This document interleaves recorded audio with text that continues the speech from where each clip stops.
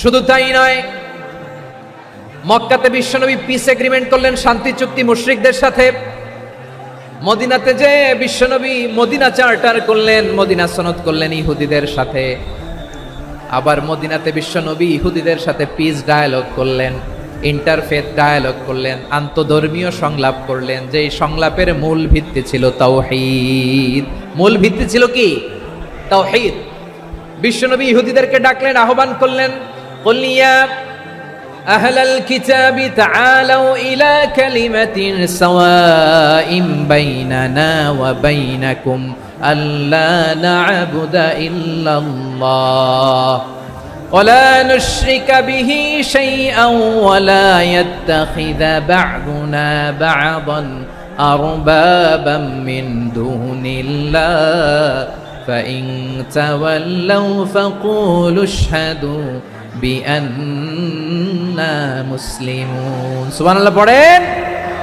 বিশ্বনবী মদিনার ইহুদিদের ডেকে বললেন, ও ইহুদিরা, শোনো শোনো, আসো এমন একটা আদর্শের প্রশ্নে আমরা একত্রিত হই, যে আদর্শের প্রচার তোমাদের নবীরাও করেছে, আমিও করি। যে আদর্শের কথা তোমাদের পবিত্র ধর্মগ্রন্থগুলোতে আছে, আমার কোরআনেও আছে, সেটা হলো তাওহীদ।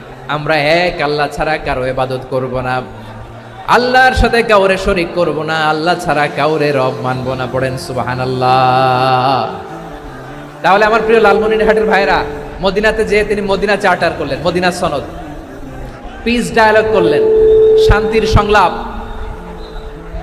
ইন্টারফেথ ডায়ালগ করলেন, আন্তধর্মীয় সংলাপ, যার ভিত্তি ছিল তাওহীদ। সুবহানাল্লাহ পড়েন। তাহলে অন্য ধর্মের প্রতি সব সময় ইসলাম সহনশীল, টলারেন্স। যদি আপনি দেখতে চান ইসলামের নবী বিশ্ব নবীর দিকে তাকান, ঠিক কিনা বলেন? আমরা তো সংখ্যালঘুদের রাইটস প্রোটেক্ট করার জন্য কত আইন বানাই, কত বৈঠক করি, কত সংবাদ সম্মেলন করি। বিশ্বনবী সাল্লাল্লাহু আলাইহি ওয়াসাল্লাম সংখ্যালঘুদের রাইটসের ব্যাপারে, অধিকারের ব্যাপারে যে কথা বলেছেন, শুনলে আপনি অবাক হয়ে যাবেন।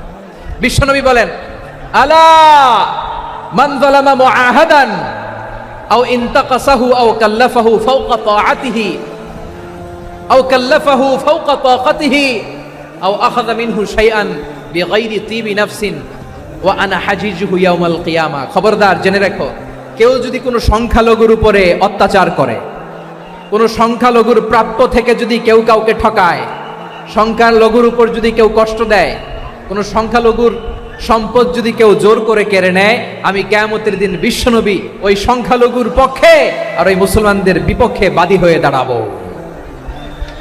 সুবহানাল্লাহ বলতে পারলেন না? আল্লাহু আকবার।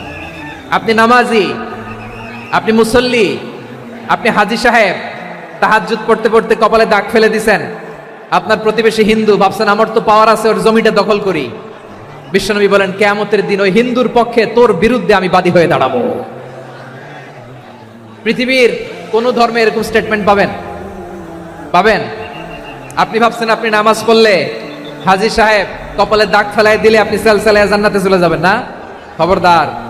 বিশ্বনবী বলেন, কোন সংখ্যালঘুর উপর যদি কেউ আক্রমণ করে, তার প্রাপ্য তাকে না দিয়ে যদি তাকে ঠকায়, তার উপর জুলুম করে, তার সম্পদ যদি কেড়ে নেয়, আমি নবী, তুমি মুসলিম হইতে পারো, মুসল্লি হইতে পারো, তার পক্ষে, তোমার বিপক্ষে আল্লাহর দরবারে বাদী হয়ে দাঁড়াবো।